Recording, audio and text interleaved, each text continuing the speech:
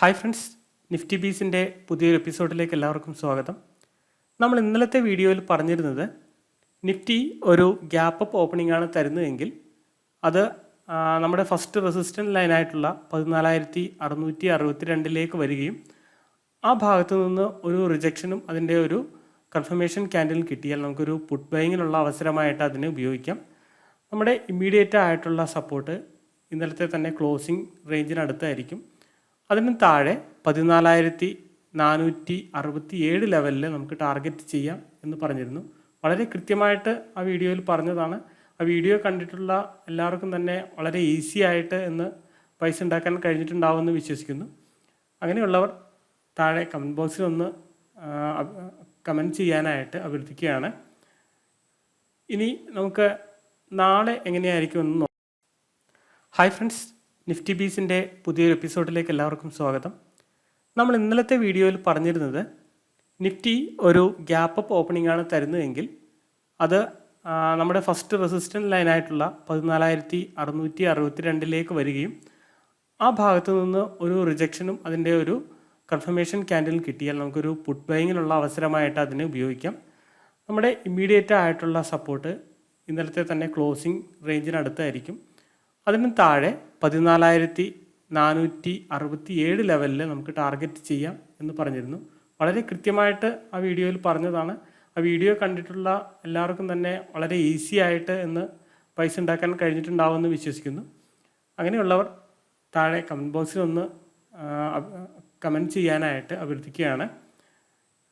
ഇനി നിഫ്റ്റിയുടെ option chain പരിശോധിച്ചാൽ നമുക്ക് മനസ്സിലാവുന്നത് ഏറ്റവും കൂടുതൽ ഓപ്പൺ ഇൻട്രസ്റ്റ് അക്കുമുലേഷൻ വന്നിരിക്കുന്നത് 14,600 കോൾ സൈഡ്. അത് കഴിഞ്ഞാൽ 14,700. ഇനി പുട്ട് സൈഡ് നമ്മൾ നോക്കുകയാണെന്നുണ്ടെങ്കിൽ 14,500 ലെവലിലാണ് ഏറ്റവും കൂടുതൽ ഓപ്പൺ ഇൻട്രസ്റ്റ് അക്കുമുലേഷൻ വന്നിരിക്കുന്നത്. അതിന് താഴെയായിട്ട് ഓപ്പൺ ഇൻട്രസ്റ്റ് അഡീഷണൽ അല്ല നമുക്ക് കാണാൻ സാധിക്കുന്നത്. Open interest put side unwinding ആണ് ഇവിടെ എല്ലാം കാണുന്നത്. അപ്പോൾ 14,500-നും 14,600-നും ഇടയിലാണ് ഒരു നാരോ റേഞ്ചിൽ ട്രേഡ് ചെയ്യപ്പെടാനും ഈ 14,600 ലെവൽ ബ്രീച്ച് ആയാൽ 14,700-നടുത്തേക്ക് നിഫ്റ്റി മൂവ്മെൻറ്റ് നടത്താനുമുള്ള ഒരു സാധ്യതയാണ് നിലനിൽക്കുന്നത്.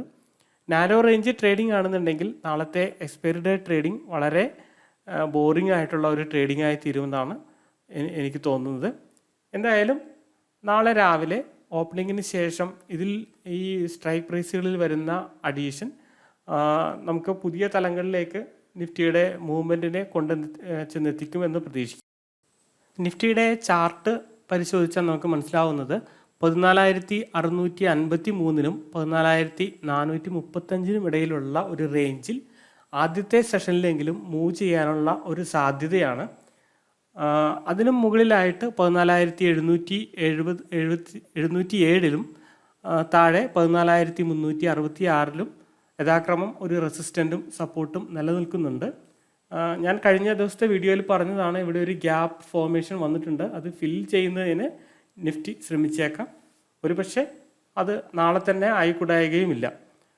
നിഫ്റ്റിയുടെ നാളത്തെ ഓപ്പണിംഗ് ഏത് രീതിയിലാകും എന്നതിനനുസരിച്ചിട്ടാണ് നമുക്ക് നമ്മുടെ ട്രേഡ് പ്ലാൻ ചെയ്യേണ്ടത്. നിഫ്റ്റിയിൽ ഒരു ഗ്യാപ്പ് അപ്പ് ഓപ്പണിംഗ് വരികയാണെന്നുണ്ടെങ്കിൽ ഒരു പക്ഷേ ഈ 14,653 റേഞ്ചിനടുത്തേക്കോ അല്ലെങ്കിൽ അതിന് തൊട്ട് മുകളിലേക്കുള്ള റേഞ്ചിലായിരിക്കാം ഓപ്പണിംഗ്. അങ്ങനെയെങ്കിൽ ഇന്നത്തേതുപോലെ തന്നെ അവിടെ ഒരു കൺസോൾട്ടേഷനും 1-2 ക്യാൻഡിൽ കൺസോൾട്ടേഷൻ അതിന് ശേഷം താഴേക്കൊരു കൺഫർമേഷൻ ക്യാൻഡിൽ നമുക്ക് കിട്ടുകയാണെന്നുണ്ടെങ്കിൽ പുട്ട് ബൈങ്ങിനുള്ള ഒരു അവസരമായിട്ട് അതിനെ എടുക്കാം. നമ്മുടെ ഇമ്മീഡിയറ്റ് ആയിട്ടുള്ള സപ്പോർട്ട് 14,435 ആയിരിക്കും. അതിനും താഴെ ബ്രീച്ച് ആയാൽ നമുക്ക് അടുത്ത ഒരു ടാർഗറ്റ് 14,366 വെക്കാം. പക്ഷേ ഈ ഭാഗത്തു നിന്നൊരു റിജക്ഷൻ ക്യാൻഡിലാണ് വരുന്നതെങ്കിൽ, ഇന്നത് ഈ കണ്ട പോലെയുള്ള ഒരു റിജക്ഷൻ ക്യാൻഡിലാണെങ്കിൽ നമ്മൾ ഇമ്മീഡിയറ്റ് ആയിട്ട് പൊസിഷൻ അവിടെ ക്ലോസ് ചെയ്യുകയാണ് നല്ലത്. ഇനി മാർക്കറ്റിൽ ഒരു പക്ഷേ ഒരു ഗ്യാപ്പ് ഡൗൺ ഓപ്പണിംഗ് വന്നേക്കാം. അങ്ങനെയാണെന്നുണ്ടെങ്കിൽ നമ്മൾ ശ്രദ്ധിക്കേണ്ടത് 14,435-ന് ക്രോസ് ചെയ്ത് താഴെ പോകുന്നുണ്ടോ എന്നുള്ളതാണ്. ഈ ഭാഗത്ത് നിന്ന് റിജക്ഷൻ ആവുകയും അതിനൊരു കൺഫർമേഷൻ ക്യാൻഡിൽ കിട്ടുകയും ചെയ്താൽ നമുക്കതിനെ ഒരു കോൾ ബൈങ്ങിനുള്ള അവസരമായിട്ട് കണക്കാക്കാം നമ്മുടെ ഇമ്മീഡിയറ്റ് ആയിട്ടുള്ള റെസിസ്റ്റൻ്റ് വരുന്നത് ഈ ഭാഗത്തായിരിക്കും, ഇന്ന് ക്ലോസ് ചെയ്തിരിക്കുന്ന ഭാഗത്തായിരിക്കും. ഇത് ക്രോസ് ചെയ്ത് കഴിഞ്ഞാൽ മാത്രമേ നമുക്ക് തൊട്ടടുത്ത 14,653 ലെവലിലേക്ക് പോകാനുള്ള ഒരു സാധ്യതയുള്ളൂ. ഞാൻ പ്രതീക്ഷിക്കുന്നത് നാളെ ഒരു മൈൽഡ് സ്റ്റാർട്ടിംഗ് ആണ്. നിഫ്റ്റി ഒരു പക്ഷേ ഒരു ഫ്ലാറ്റിഷ് ഓപ്പണിംഗ് ആയി ഇവിടെ ഒരു കൺസോൾട്ടേഷൻ നടത്തിയേക്കാം. ഈ രണ്ട് റേഞ്ചിനുള്ളിൽ നിന്ന് ഫസ്റ്റ് ഹാഫിലെങ്കിലും ട്രേഡ് ചെയ്യാനുള്ള ഒരു സാധ്യത നിലനിൽക്കുന്നുണ്ട്. ആ ഒരു സെഷൻ കഴിഞ്ഞതിന് ശേഷമായിരിക്കും ഒരുപക്ഷെ മൂവ്മെൻറ്റ് തുടങ്ങുന്നത്. അപ്പോഴായിരിക്കും അതിൻ്റെ കൃത്യമായ ഒരു ഡയറക്ഷനിലേക്ക് അത് പോകുന്നത്. ഇന്നൊരു വൊളറ്റൈലായിട്ടുള്ള ഒരു സെഷൻ ആയതുകൊണ്ട് നാളെ അത്രയും തന്നെ വൊളറ്റാലിറ്റി കാണിക്കണമെന്ന് യാതൊരുവിധ നിർബന്ധവുമില്ല. അപ്പോൾ അതുകൊണ്ട് തന്നെ പൊസിഷൻസ് ബിൽഡ് ചെയ്യുന്നതിന് മുമ്പ് നിഫ്റ്റിയുടെ മൂവ്മെൻറ്റ് നന്നായിട്ട് വാച്ച് ചെയ്ത ശേഷം മാത്രം, ഏത് ഡയറക്ഷൻ എന്ന് നമുക്ക് കൃത്യമായിട്ട് മനസ്സിലാക്കിയതിന് ശേഷം മാത്രം പൊസിഷൻസ് എടുക്കുക. ഫ്ലാറ്റ് ഓപ്പണിംഗ് ആണെന്നുണ്ടെങ്കിൽ നമ്മൾ വെയിറ്റ് ചെയ്യുക. കൺസോൾട്ടേഷൻ കഴിഞ്ഞതിന് ശേഷം ഏത് ഡയറക്ഷനിലേക്കാണ് മൂവ്മെൻറ്റ് വരുന്നത്. കുറച്ച് നല്ലത് ഏതെങ്കിലും നമ്മൾ ഈ വരച്ച രണ്ട് ബാൻഡുകൾക്ക് ഇടയിലേക്ക് എത്തിയതിന് ശേഷം, ഉദാഹരണം കൺസോൾട്ടേഷൻ കഴിഞ്ഞതിന് ശേഷം അപ്പർ ബാൻഡിലേക്ക് പോവുകയാണെന്നുണ്ടെങ്കിൽ ഈ അപ്പർ ബാൻഡിൽ എത്തി റിജക്ഷൻ കിട്ടുന്ന സമയത്ത് ഒരു പുട്ട് ബൈങ്ങിനുള്ള അവസരമായിട്ട് കണക്കാക്കുകയും, അതേപോലെ കൺസോൾട്ടേഷൻ കഴിഞ്ഞതിന് ശേഷം താഴേക്ക് വരുമ്പോൾ നമ്മൾ അത് വാച്ച് ചെയ്തിട്ട് താഴെ വന്ന് ഈ പോയിന്റിൽ, അതായത് 14,435 റേഞ്ചിൽ നിന്നൊരു റിജക്ഷൻ വരികയാണെങ്കിൽ നമുക്കൊരു കോൾ ബൈങ്ങിനുള്ള അവസരമായിട്ടും കണക്കാക്കാം. യഥാക്രമം ഫ്ലാറ്റ് ഓപ്പണിംഗ് ആണെങ്കിൽ ഈ രണ്ട് ട്രേഡ് ആയിരിക്കും നമുക്ക് കൂടുതൽ പ്രോഫിറ്റബിളായി തീരുക. അല്ലെങ്കിൽ നേരത്തെ പറഞ്ഞ പോലെ ഗ്യാപ്പ് ഡൗണിനും ഗ്യാപ്പ് അപ്പിനും നമുക്കൊരു അവസരങ്ങൾ യഥാക്രമം പറഞ്ഞ പോലെ തന്നെ കണ്ടെത്താവുന്നതാണ്. ബാങ്ക് നിഫ്റ്റിയുടെ ചാർട്ട് നോക്കിയാൽ ഇന്നത്തെ ട്രേഡിംഗ് എങ്ങനെയാണോ നമ്മൾ പ്ലാൻ ചെയ്തത് ഇന്നലെ, അതേപോലെ തന്നെയായിരുന്നു. ഇന്നലത്തെ വീഡിയോ കണ്ട ഒരാളെ സംബന്ധിച്ചിടത്തോളം ഇന്ന് വളരെ എളുപ്പത്തിൽ ട്രേഡ് ചെയ്യാൻ കഴിഞ്ഞിട്ടുണ്ടാവുമെന്നാണ് ഞാൻ വിശ്വസിക്കുന്നത്. ട്രേഡ് എടുത്തിട്ടുള്ള നമ്മുടെ ഫ്രണ്ട്സ് കമൻറ്റ് ബോക്സിൽ അറിയിക്കാനായിട്ട് അഭ്യർത്ഥിക്കുകയാണ്. കൃത്യമായിട്ടും ഒരു ഗ്യാപ്പ് അപ്പ് ഓപ്പണിങ്ങിന് ശേഷം നിങ്ങൾ നോക്കുക, നമ്മൾ വരച്ച റെസിസ്റ്റൻസ് ലൈനിന് അടുത്ത് തന്നെയായിരുന്നു അത് ഹോൾഡ് ചെയ്തത്. 3 ക്യാൻഡിലോളം ഹോൾഡ് ചെയ്തു. അതിനുശേഷം അവിടെ നിന്ന് റിജക്ഷൻ വരികയും കൃത്യമായിട്ടും നമ്മൾ വരച്ച നമ്മുടെ സപ്പോർട്ട് ലൈനിന് തൊട്ട് താഴെ വന്നിട്ട് തിരിച്ച് ആ റേഞ്ചിനകത്ത് തന്നെ ഏതാണ്ട് 99% ട്രേഡ് നടന്നു എന്നുള്ളതാണ്. അപ്പോൾ ഇന്നലെ എനിക്കൊരു അബദ്ധം പറ്റിയിരുന്നു. ഞാൻ വീഡിയോ അപ്ലോഡ് ചെയ്തപ്പോൾ, ഫസ്റ്റ് അപ്ലോഡ് ചെയ്തപ്പോൾ എററായി പോയിരുന്നു. അത് എൻ്റെ ഭാഗത്തു നിന്ന് വന്നൊരു പിഴവാണ്. കാരണം വീഡിയോ എഡിറ്റ് ചെയ്തതിന് ശേഷം ആ വീഡിയോ ഒന്ന് കാണാനുള്ള സാവകാശം ഞാൻ എടുത്തില്ല. വീഡിയോ നിങ്ങളിലേക്ക് എത്രയും വേഗം എത്തിക്കാൻ വേണ്ടി എഡിറ്റ് ചെയ്ത ഉടനെ തന്നെ ഞാൻ അപ്ലോഡ് ചെയ്യുകയാണ് ഉണ്ടായത്. അതുകൊണ്ട് ആ എഡിറ്റിംഗ് എറർ എൻ്റെ ശ്രദ്ധയിൽപ്പെട്ടില്ല. നല്ലവരായ നമ്മുടെ 2-3 സുഹൃത്തുക്കൾ പേഴ്സണലായിട്ടും പിന്നെ യൂട്യൂബിൻ്റെ തന്നെ കമൻറ്റ് ബോക്സിലും അതിനെക്കുറിച്ചുള്ള റിപ്ലൈ ഇട്ടപ്പോഴാണ് ഞാനത് കണ്ടതും. പിന്നീട് രാവിലെ ഞാൻ പെട്ടെന്ന് എഡിറ്റ് ചെയ്ത് ഇടുകയാണ് ഉണ്ടായത്. അതുകൊണ്ട് തന്നെ കുറച്ച് വൈകിയാണ് വീഡിയോ നിങ്ങളിലേക്ക് എത്തിക്കാൻ കഴിഞ്ഞത്, ക്ഷമിക്കണം. അപ്പോൾ ഇന്നലത്തെ വീഡിയോയിൽ ഇതായിരുന്നു നമ്മൾ കണ്ടിരുന്നത്. ബാങ്ക് നിഫ്റ്റിയുടെ ഓപ്ഷൻ ചെയിൻ നോക്കിക്കഴിഞ്ഞാൽ ഇന്ന് നമുക്ക് കാണാൻ കഴിയുന്നത് ബാങ്ക് നിഫ്റ്റിക്ക് നല്ലൊരു റെസിസ്റ്റൻസ് കിടക്കുന്നത് 32,800 ലെവലിലാണ്. അവിടെയാണ് കോൾ സൈഡ് ഏറ്റവും കൂടുതൽ ഓപ്പൺ ഇൻട്രസ്റ്റ് അക്യുമുലേഷൻ വന്നിരിക്കുന്നത്. ഇവിടെ 32,600 ഒരു മൈൽഡ് ആയിട്ടുള്ള അക്യുമുലേഷൻ കാണുന്നുണ്ട്. പക്ഷേ ഏറ്റവും കൂടുതൽ അക്യുമുലേഷൻ വന്നിരിക്കുന്നത് 32,800 അതേപോലെ പുട്ട് സൈഡിൽ ഏറ്റവും നല്ല ഓപ്പൺ ഇൻട്രസ്റ്റ് അക്യുമുലേഷൻ വന്നിരിക്കുന്നത് 32,500 അപ്പോൾ 32,500 അതേപോലെ 32,800 ഇടയിലുള്ള ലെവൽ ബാങ്ക് നിഫ്റ്റി നാളെ ട്രേഡ് ചെയ്യാനുള്ള ഒരു സാധ്യത നിലനിൽക്കുന്നുണ്ട്. ഞാൻ എല്ലാ വീഡിയോയിലും പറയുന്ന പോലെ തന്നെ നാളെ ഓപ്പണിങ്ങിന് ശേഷം ഓപ്പൺ ഇൻട്രസ്റ്റ് എവിടെയാണോ കൂടുതൽ അക്യുമുലേഷൻ വരുന്നത് ആ ഭാഗത്തേക്കായിരിക്കും നിഫ്റ്റിയുടെ മൂവ്മെൻറ്റ് ഉണ്ടാവുക. അപ്പോൾ അതുകൂടി ശ്രദ്ധിച്ചിട്ട് വേണം നമ്മൾ ട്രേഡ് ആക്ച്വലായിട്ട് ട്രേഡ് എടുത്ത് നമ്മുടെ ട്രേഡിൻ്റെ ഡയറക്ഷനും ടാർഗറ്റും നിശ്ചയിക്കും. ബാങ്ക് നിഫ്റ്റിയും നല്ല ഒരു റേഞ്ചിലാണ് നിൽക്കുന്നത്. ബാങ്ക് നിഫ്റ്റിയുടെ ഓപ്പണിംഗ് എവിടെയാണ് എന്ന് അനുസരിച്ചിട്ടായിരിക്കണം നമ്മുടെ ട്രേഡ് നാളെ പ്ലാൻ ചെയ്യേണ്ടത്.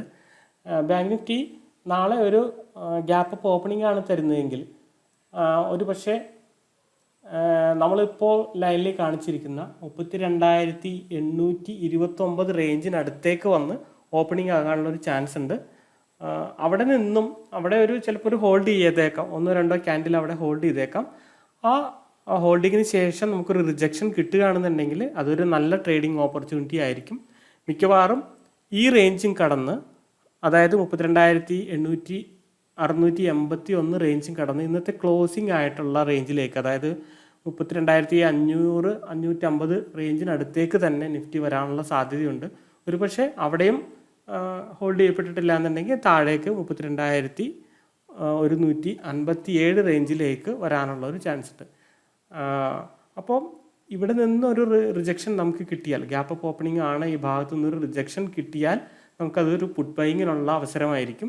നല്ല രീതിയിലുള്ളൊരു പ്രോഫിറ്റ് അതിൽ നിന്ന് ഉണ്ടാക്കാമെന്നാണ് എൻ്റെ ഒരു പ്രതീക്ഷ.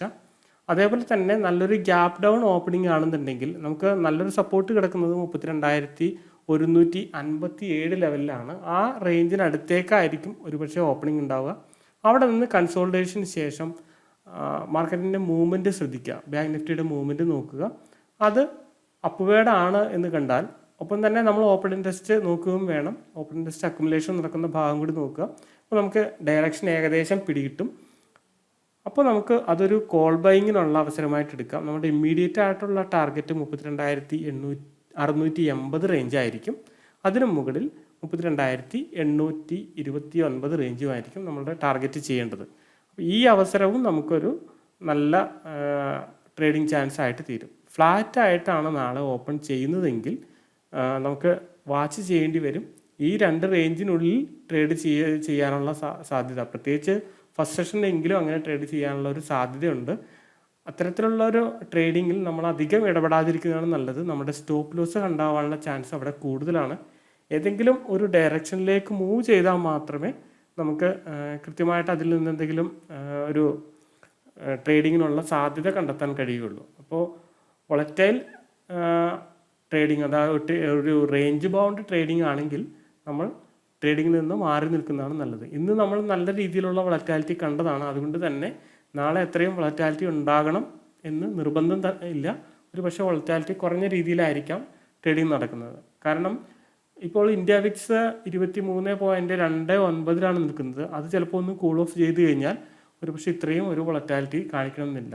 ഒപ്പം തന്നെ എക്സ്പയറി ഡേ ആയതുകൊണ്ട് പ്രീമിയം മെൽറ്റ് ചെയ്യുന്നതിന് വേണ്ടിയിട്ടുള്ള ഒരു ചാഞ്ചാട്ടം ബിഗ് പ്ലേയേഴ്സ് ഉണ്ടാക്കാനുള്ള ഒരു സാധ്യത കൂടി നിലനിൽക്കുന്നുണ്ട്. അപ്പോൾ ഇതുകൂടി കണക്കിലെടുത്തിട്ട് വേണം നമ്മൾ എൻട്രി എടുക്കാനായിട്ട്.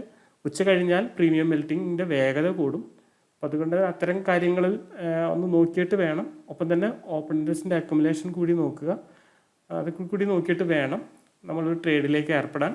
തന്നെയല്ല, നിഫ്റ്റിയുടെയും മറ്റും അണ്ടർ കറണ്ട് നോക്കിയാൽ പുട്ട് കോൾ റേഷ്യോ പോലുള്ള സൂചകങ്ങൾ അത്ര നല്ല രീതിയിലല്ല ഇപ്പോൾ നിലകൊള്ളുന്നത്. അതുകൊണ്ട് തന്നെ കറക്ഷനുള്ള ഒരു സാധ്യതയും നിലനിൽക്കുന്നുണ്ട്. അത് നാളെ തന്നെ വേണം എന്ന് നിർബന്ധമില്ല. അടുത്ത് വരുന്ന ട്രേഡിംഗ് സെഷനിലേക്ക് ആയിക്കൂടായില്ല. ഏതായാലും ഇന്ത്യ വിക്സ് ഇത്രയും ഉയർന്നു നിൽക്കുന്ന അവസ്ഥയാണ്. അപ്പോൾ അതുകൊണ്ട് തന്നെ ഒരു കൂൾ ഓഫിനുള്ള സാധ്യതയുണ്ട്. ഇതൊരു പ്രീമിയം മെൽറ്റിംഗ് കൂൾ ഓഫ് ആണെങ്കിൽ കോൾ സൈഡും പുട്ട് സൈഡും ഒരേപോലെ തന്നെ പ്രീമിയം മെൽറ്റ് ആകാം. അപ്പോൾ ബയേഴ്സിനെ സംബന്ധിച്ചിടത്തോളം ഒരു ദുർഘടമായിട്ടുള്ള ട്രേഡിംഗ് ആയിരിക്കും അത്. ശ്രദ്ധിക്കേണ്ടത്, ഇത്തരം അവസരങ്ങളിൽ ബയർ സൈഡിലുള്ളവർ കുറച്ച് വാച്ച് ചെയ്തിട്ട് മാറി നിൽക്കുക എന്നുള്ളതാണ് നല്ലൊരു സ്ട്രാറ്റജി. എന്തായാലും നമുക്കൊരു നല്ല ട്രേഡിംഗ് തന്നെ കിട്ടുമെന്ന് ആഗ്രഹിക്കാം. നാളെ ഇൻട്രാഡേ ട്രേഡിന് പരിഗണിക്കാവുന്ന ഒരു സ്റ്റോക്കാണ് വിപ്രോ.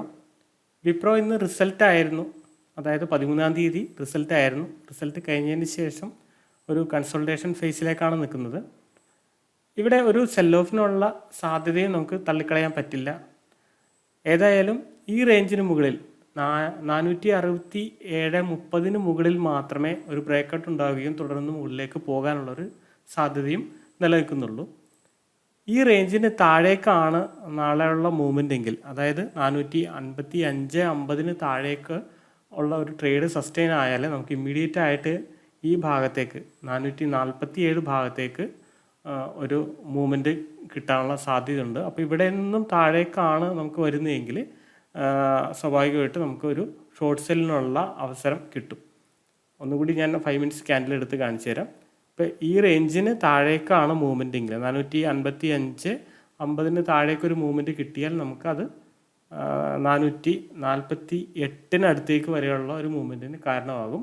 അപ്പോൾ അത് നമുക്ക് ഒരു ഷോർട്ട് സെല്ലിങ്ങിനായിട്ട് പരിഗണിക്കാം. അതല്ല, ഈ റേഞ്ചിന് മുകളിലായിട്ട് ഒരു ട്രേഡ് കിട്ടുകയാണെന്നുണ്ടെങ്കിൽ നമുക്ക് ഇമ്മീഡിയറ്റ് ആയിട്ട് ഇവിടെ വരെ പോകാനുള്ള ചാൻസ് ഉണ്ട്. പക്ഷേ ഇവിടെ നല്ലൊരു ട്രേഡിങ്, ഇവിടെ നമുക്ക് ട്രേഡ് എടുക്കാം. അതായത് 461 മുകളിൽ ട്രേഡ് എടുക്കാം. അതിനേക്കാളും കുറച്ചുകൂടി നല്ലത് ഈ ഇന്നത്തെ ഹൈ 467 ബ്രേക്ക് ചെയ്ത് പോകുമ്പോഴുള്ള ട്രേഡായിരിക്കും. എങ്കിലും ഇവിടെ ഒരു ട്രേഡ് എടുക്കുന്നതിൽ തെറ്റില്ല. 460 കട്ട് ചെയ്ത് 461 കട്ട് ചെയ്ത് മുകളിലേക്ക് കയറുമ്പോൾ നമുക്കൊരു ട്രേഡ് എടുക്കുന്നതിന് കുഴപ്പമില്ല. അതിൻ്റെ ടാർഗറ്റ് ഈ റേഞ്ചിലേക്ക് നമുക്ക് വെക്കാവുന്നതാണ്. 467 ലെവലിലേക്ക് വെക്കാവുന്നതാണ്. കുറച്ചുകൂടി നല്ല ട്രേഡ് 467 കട്ട് ചെയ്ത് മുകളിലേക്ക് കയറിയതിന് ശേഷമുള്ള ബൈയിങ് ആയിരിക്കും എന്നാണ് ഞാൻ സൂചിപ്പിച്ചത്.